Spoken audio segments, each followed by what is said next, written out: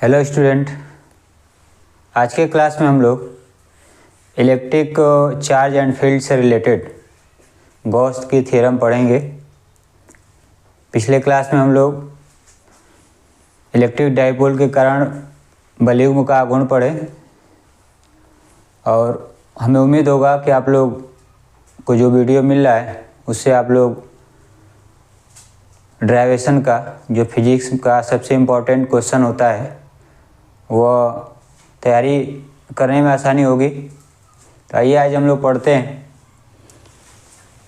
Electric charge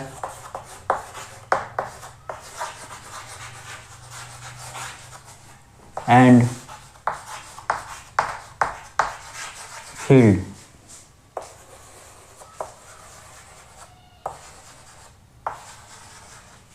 वैद्युत आवेश और क्षेत्र से संबंधित प्रश्न बनता है।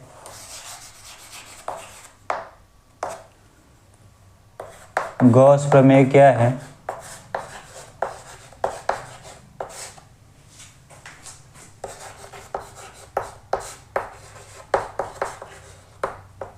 इसे सिद्ध कीजिए। इसे सिद्ध कीजिए, ये प्रश्न है। इसका सलूशन क्या देंगे? सॉल्यूशन में गॉस प्रमेय क्या है? तो गॉस प्रमेय का स्टेटमेंट क्या होगा? गॉस प्रमेय है क्या? किसी बंद पृष्ठ से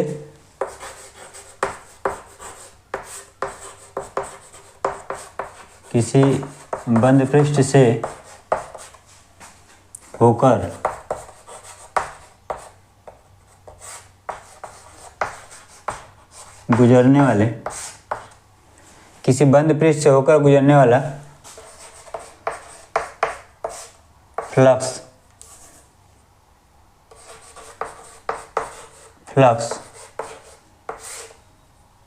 फाई ई, इसको वैद्युत फ्लक्स लिख लिया जाए। गुजरने वाला वैद्युत फ्लक्स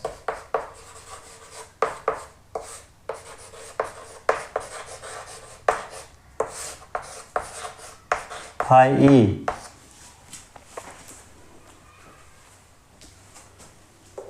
पृष्ठ से परिबद्ध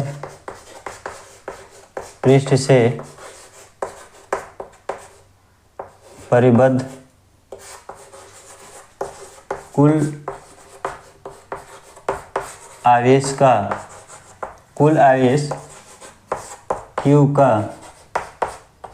1/ε0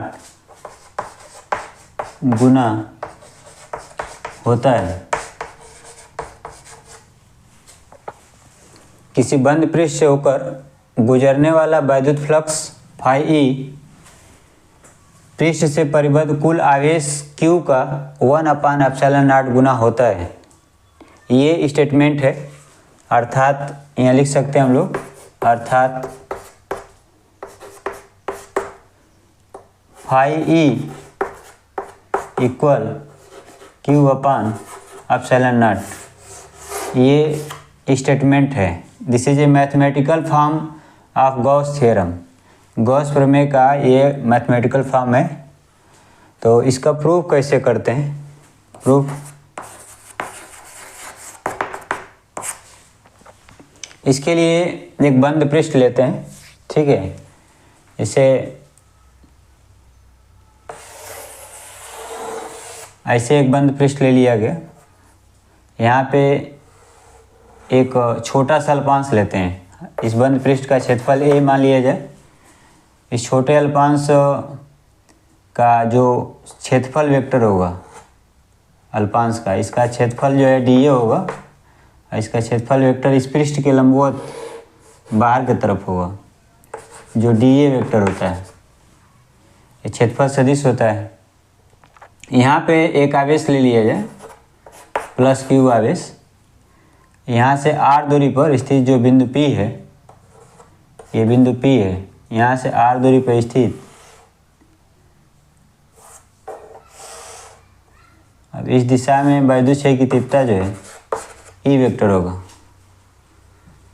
वैद्युत क्षेत्र की तीव्रता की दिशा ई वेक्टर, इसके कारण P पर जो यहाँ से r दूरी पर स्थित है। अब यहाँ से जो है ये छोटा अल्पांश लिया गया है, यहाँ पे इसका घन कोण जो ये लिया जाएगा, ये d ओमेगा होगा। अब इस प्लस क्यू आवेश के कारण ये चारों तरफ जो है फ्लक्स निकलेगा इस पृष्ठ से, ए से, क्योंकि यह बंद पृष्ठ है, इसी को गॉसियन पृष्ठ भी कहते हैं। तो प्लस क्यू आवेश के कारण P पर हमको बिंदु P पर स्थित dA क्षेत्रफल है, यहाँ से वैद्युत फ्लक्स निकलेगा, उसको निकाला जाएगा, फिर पूरे पृष्ठ से वैद्युत फ्लक्स निकाला जाएगा। जब कुल फ्लक्स निकाल लिया जाएगा तो यहाँ पे लिखा गया है वैद्युत फ्लक्स, पृष्ठ से गुजरने वाला वैद्युत फ्लक्स इस आवेश का 1/ε0 गुना होता है। यानी इतना प्रूफ करना है हमको, फाई ई बराबर Q/ε0। इसके लिए क्या करेंगे, देखिए यहाँ पे एक चीज़ और देखना होगा, ये ई वेक्टर और डी ए वेक्टर, ये वैद्युत क्षेत्र की तीव्रता सदिश राशि है। चूँकि क्षेत्रफल तो अदिश राशि होती है, लेकिन क्षेत्रफल सदिश जो होता है वह भी वेक्टर होता है। इसके बीच का कोण थीटा मान लिया जाए तो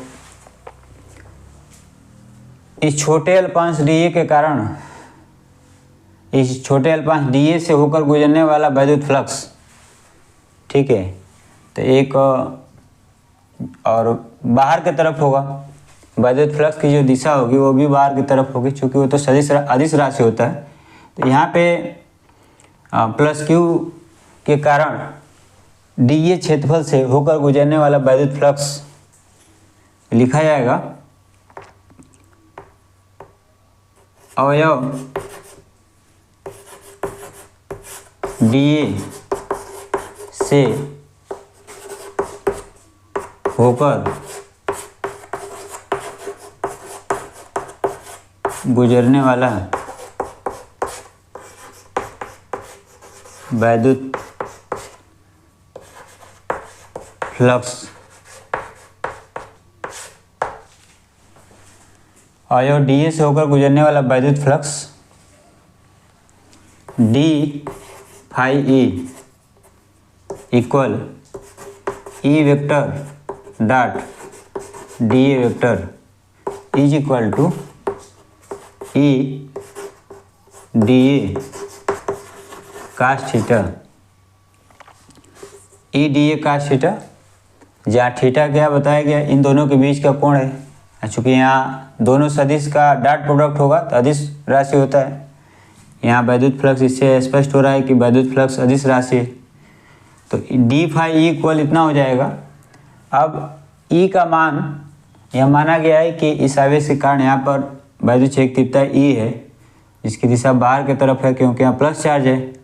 तो प्लस क्यू आवेश के कारण पी पर स्थित बिंदु पर, जहाँ जो यहाँ से r दूरी पर स्थित है, वैद्युत क्षेत्र की तीव्रता, इसमें लिखा जाएगा प्लस क्यू आवेश के कारण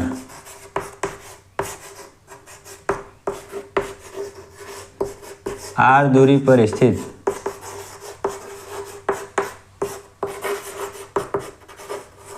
बिंदु P पर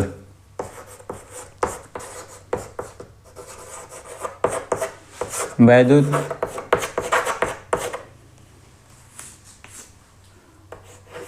क्षेत्र की तीव्रता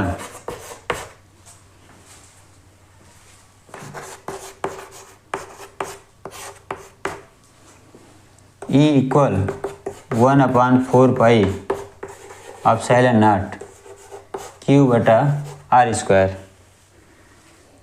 ये वैद्युत क्षेत्र तीव्रता होगा, यह मान यहाँ पर रख दिया जाएगा। तो रिजल्ट में क्या आएगा, डी फाई ई इक्वल 1/4 पाई ε0 Q/r² इंटू, ये इतना बच जाएगा, ई के जगह इसको रिप्लेस कर दिया गया, D A cos theta D phi E का मान इतना हो गया। अभी इसमें जो डी ए कास थीटा बटा आर स्क्वायर है, तो इसको लिख सकते हैं हम लोग Q upon 4 pi epsilon not D A cos theta upon R square, ये डी फाई ई का वैल्यू हो जाएगा। इसको हम क्या लिख सकते हैं, डी ओमेगा। तो यहाँ पे लिखा जा रहा है डी फाई ई इक्वल, इसको लिखा जाएगा डी ओमेगा, तो Q upon 4 pi epsilon not D omega हो जाएगा।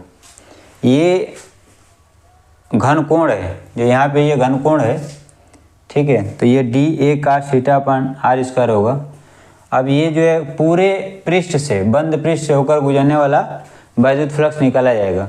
तो जब पूरे पृष्ठ से गुजरने वाला वैद्युत फ्लक्स निकाला जाएगा, तो यहाँ पे लिखा जाएगा संपूर्ण पृष्ठ से गुजरने वाला वैद्युत फ्लक्स, संपूर्ण पृष्ठ से होकर गुजरने वाला वैद्युत फ्लक्स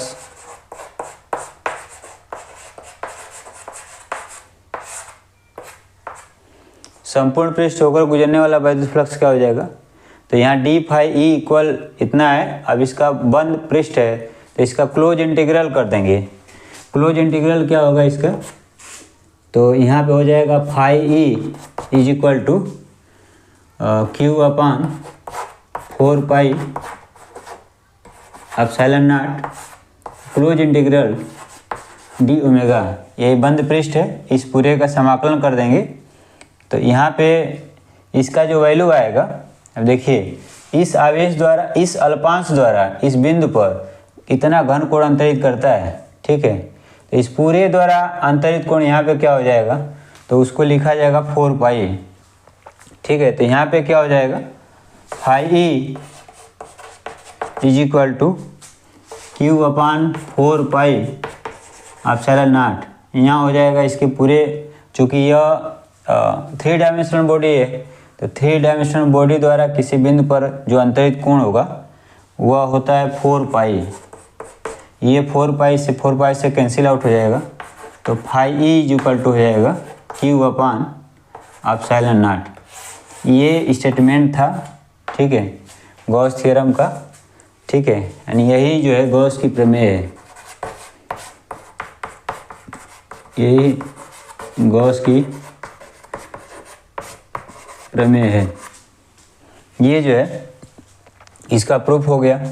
तो आपको ये एक बहुत इम्पॉर्टेंट डिफिनीशन है। कई बार ये प्रूफ नहीं पूछा जाता है, तो केवल गॉस की प्रमेय क्या है ये पूछता है, और इसका जो एप्लीकेशन होता है उसके साथ यह इन्वॉल्व करके आता है इतना भाग। तो यह phi E Q upon epsilon not, phi E कुल वैद्युत फ्लक्स है जो किसी बंद पृष्ठ से होकर गुजरता है, और क्यू इस आवेश के कारण ही निकलता है। जैसा कि आप लोग इलेक्ट्रिक फील्ड में बताया गया था कि प्लस क्यू आवेश के कारण जो है बाहर के तरफ बहुत सारी फोर्स ऑफ लाइनें निकलती हैं जो बाहर के तरफ होती हैं। तो ये जो है अगर किसी आवेश को बंद पृष्ठ में रख दिया जाए तो उस सभी से पास आउट हो गए जितने पृष्ठ होंगे चारों तरफ से, जैसा कि यहाँ पे दिखाया गया कि आवेश यहाँ से निकल रहा है, ऐसे यहाँ से प्रत्येक बिंदु से निकलेगा, ठीक है। तो कुल कितना फ्लक्स हो रहा है वह कैलकुलेट किया गया। तो Q upon epsilon not, epsilon not को पीछे बता दिया गया है कि यह निर्वात अथवा वायु की वैद्युशीलता है। तो निर्वात और वायु की वैद्युशीलता का एक निश्चित मान होता है, ये कांस्टेंट है एक, ठीक है। तो ये आज के क्लास में हम लोग क्या सीखे, गॉस प्रमेय क्या है और सिद्ध कैसे किया जाता है। अगले क्लास में हम लोग गॉस प्रमेय के एप्लीकेशन, जो वैसे तो किताब में कुल 5 एप्लीकेशन दिया हुआ है, परंतु आज अभी के सिलेबस में 2025 और के भी सिलेबस में था और 2026 के बोर्ड यूपी बोर्ड के एग्ज़ाम के सिलेबस में केवल 3 डेरिवेशन है, ठीक है। पहला डेरिवेशन है जो इसका एप्लीकेशन है, अर्थात गॉस थ्योरम यानी फाई ई बराबर क्यू अपन एप्सिलॉन नॉट का मान, इसका उपयोग करके बायदु छेद की तीव्रता का मान निकालना होता है। तो उसमें है कि एक यूनिफॉर्म रॉड रहेगा, उस यूनिफॉर्म रॉड पे चार्ज संचित कर दिया जाएगा, बहुत सारे चार्ज हो सकते हैं उस पर। तो उसके चारों तरफ इंटेंसिटी या इलेक्ट्रिक फील्ड क्या होगा, अर्थात बायदु छेद की तीव्रता क्या होगा। तो पीछे जैसे हम लोग पढ़े थे कि डाइपोल के कारण बायदु छेद की तीव्रता क्या होगा, आवेश के कारण बायदु छेद की तीव्रता क्या होगा, वैसे ही अगर कोई रॉड है वो यूनिफॉर्म है तो उस पर टोटल चार्ज जब संचित होगा तब बायदु छेद की तीव्रता कितनी होगी। एक बहुत इंपॉर्टेंट डेरिवेशन होता है वो। उसी के बाद जो है दूसरा एप्लीकेशन उसमें आता है कि जैसे ये बोर्ड है, ठीक है, इसमें लंबाई चौड़ाई है, यानी इसमें सरफेस है, ठीक है। तो इस सरफेस पे लंबाई और चौड़ाई के अनुदिश अगर चार्ज, इस पर बहुत सारे चार्ज आ जाएं तो इसके नियरेस्ट इंटेंसिटी या इलेक्ट्रिक फील्ड क्या होगा। और फिर जो है एक स्फेरिकल सेल होगा, स्फेरिकल सेल के कारण जो है उसके बाहर पृष्ठ पे उसके भीतर इंटेंसिटी या इलेक्ट्रिक फील्ड क्या होगा, ये कैलकुलेट किया जाएगा। और ये 3 डेरिवेशन है, ये 3 डेरिवेशन जब कर लिया जाएगा तो जो इलेक्ट्रिक चार्ज एंड फील्ड है, इस चैप्टर से रिलेटेड सभी डेरिवेशन समाप्त हो जाएंगे। जैसा कि पीछे ही बताया गया आप लोगों को कि ये इसको लेकर जो है चौथा डेरिवेशन हम लोग किए हैं, इसके बाद 3 और डेरिवेशन हैं, कुल 7 डेरिवेशन हैं जो बहुत इंपॉर्टेंट हैं। तब तक आप मेहनत से पढ़िए। धन्यवाद।